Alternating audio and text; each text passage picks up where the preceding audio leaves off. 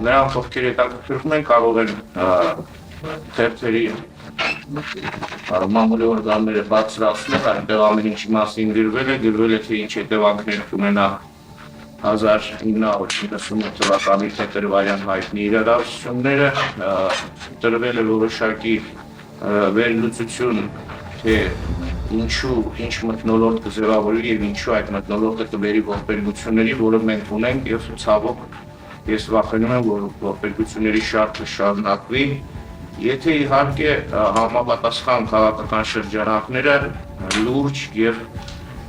բավական, ինչպես ասենք, կոնկրետ եզրակացությունների չկան։ Ժամանակին ձեռք ենք առնում, որ Պետրոսյանի ժողովրդավարությունը մեզ կոչում են ժողովրդավարության կղզի, բայց այդպիսին է, քաղաքական տրամաբանություն կա, քանի որ մեր շրջապատում այլևս ժողովրդավարական համակարգեր չկան կամ գրեթե չկան, մենք պետք է լինենք ամենաժողովրդավարականը, որովհետև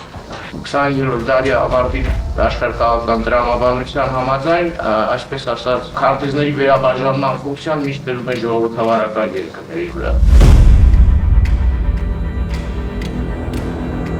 Մենք ունենք այդ արտահայտությունը, չէ՞, հայի վերջին խելքը։ Ես կարծում եմ, որ ժամանակն է, որպեսզի հայի վերջին խելքը դառնա առաջինը։ Մենք այդքան ժամանակ չունենք։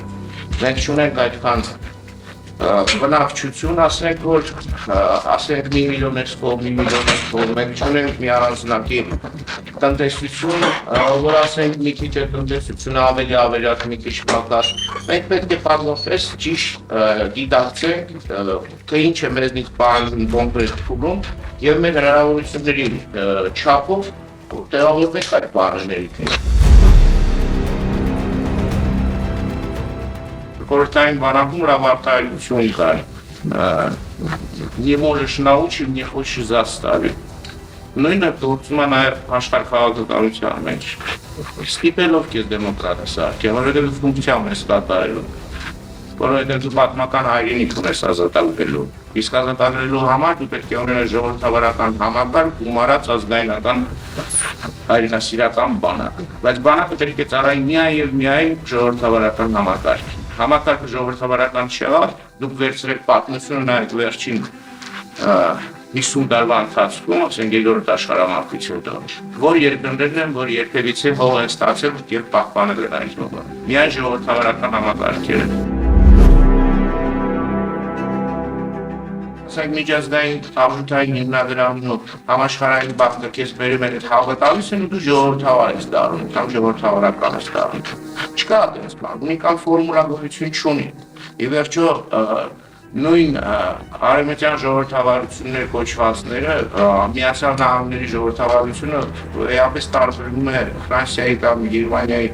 ժողովրդավարություն հասկացողությունից։ Նույն համաշխարհային բանկն ու միջազգային արժութային հիմնադրամը դրանք կառույցներ են, որոնք ստեղծվել են 40-ական թվականներին մեր դարի եւ որոնք իբրև թե ժողովրդավարություն տարածելու անվան տակ քանդել են աշխարհի կեսը գրեթե։ Դուք ուշադրություն դարձրեք, բոլոր այն երկրները, որտեղ մտել է մահը եւ համաշխարհային բանկը, այդ երկրներում արուն է թափվել, այդ ռեգիոններում պատերազմ է եղել։ Բայց մյուս կողմից չէ որ մենք գայթակղվեցինք, միանգամից շատ փող, այսպես